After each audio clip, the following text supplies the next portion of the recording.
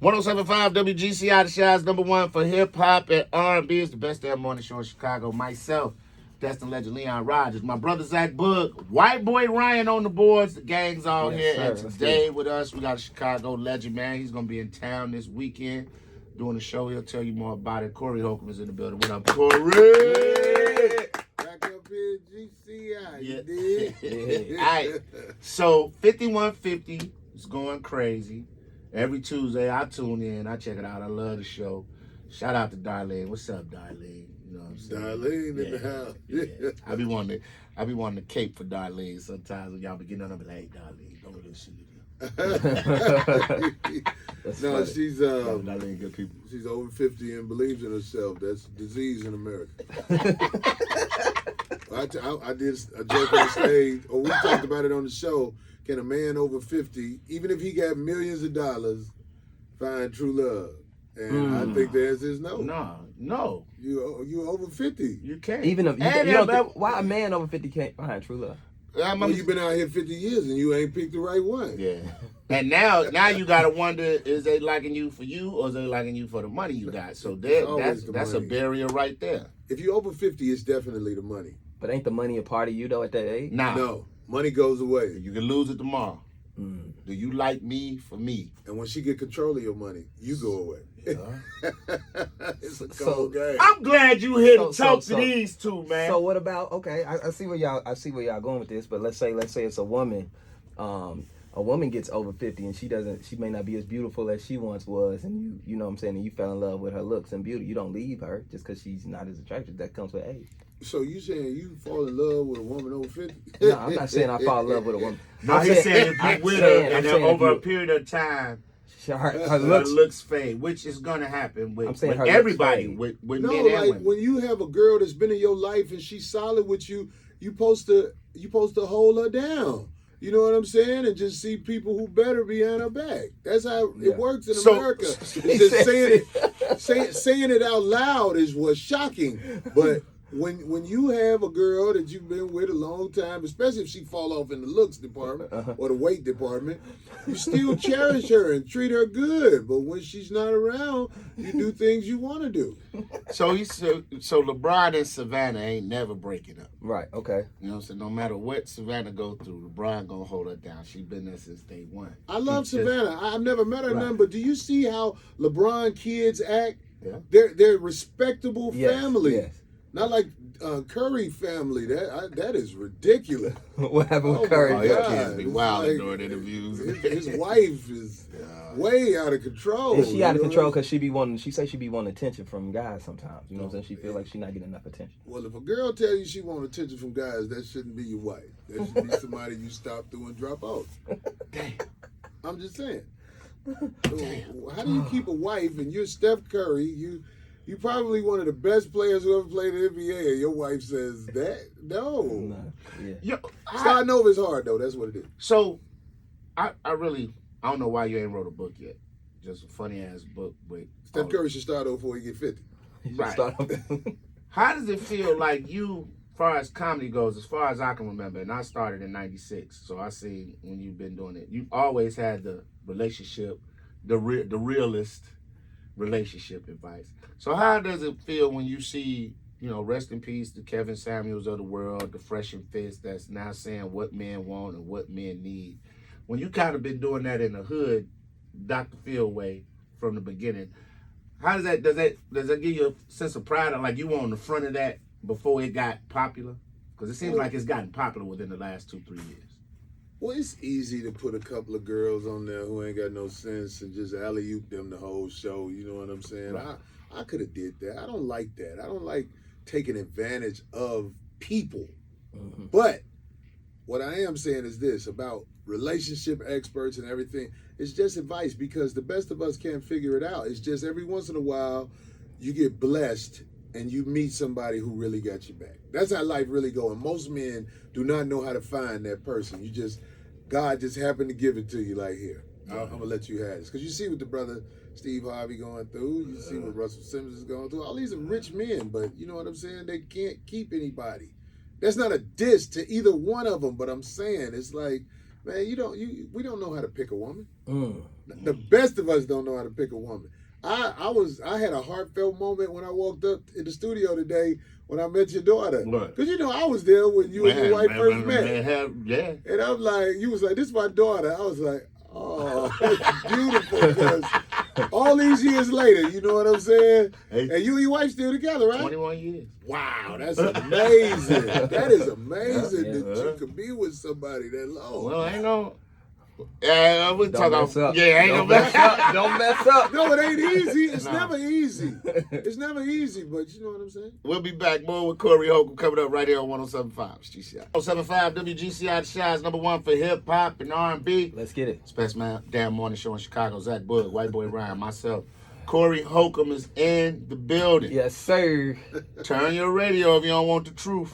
Wait, who is White Boy Ryan? White Boy Ryan. That's what he calls himself. You gotta be joking. I'm not white, am I? Listen No, to him. he's not Well, white. you listen to him talk. He is. I'm not white. Where'd you go? Hold on. Where you live, Ryan? Orland Park, Where'd you go to school? Purdue University, Where'd you go to school before that? Carl Sandburg High School. White Boy Ryan. That's amazing, though. I know. Purdue, there's a high school. Carl Sandburg. Live in Orland. Yeah. So he is white. White Boy Ryan. Black boy Ryan. Police know you now?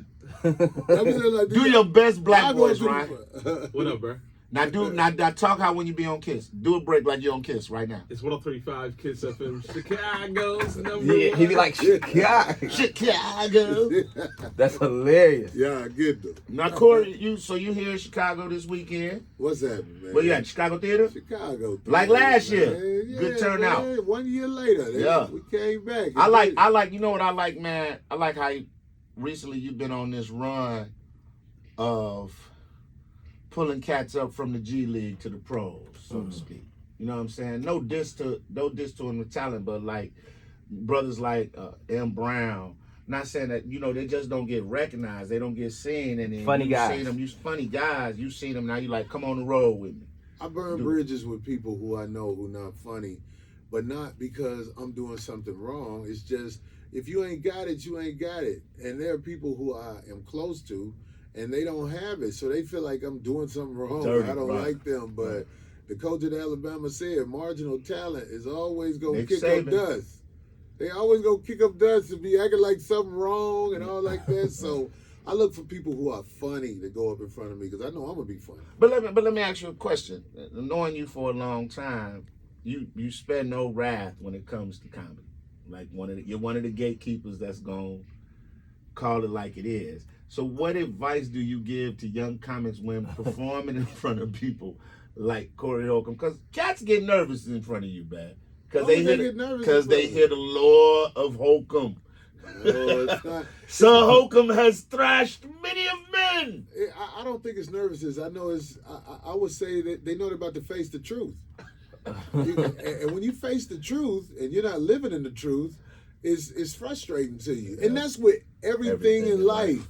When you face the truth, if you're not ready, you feel weird. You're like, oh, I'm not ready. I think that's what happened to that kid Zion with basketball. He didn't want to play in the playoffs last year because he was overweight, and he know he couldn't be who he wanted to be. And that girl was putting that thing on him. Right, he messed with the wretcheds too out there. He got to do a video in front of Popeye's chicken type girl. You know what I'm saying? But no, the truth is what makes people feel weird, but saying what it is hard to do. Yeah, it is. I'm afraid of the truth. You never hear people say that. They act like it's something else all the time. Yeah.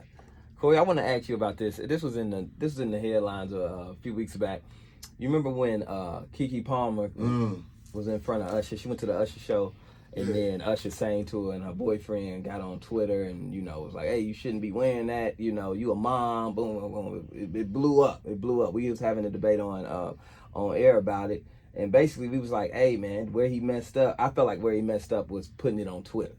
You know what I'm saying? We didn't say necessarily he was wrong for feeling that way, but putting it on Twitter is where it kind of took I think a he should have did light of his own. whatever was necessary to voice his opinion because, his girl was up there in a very skimpy outfit with a dude who passing out hot rocks.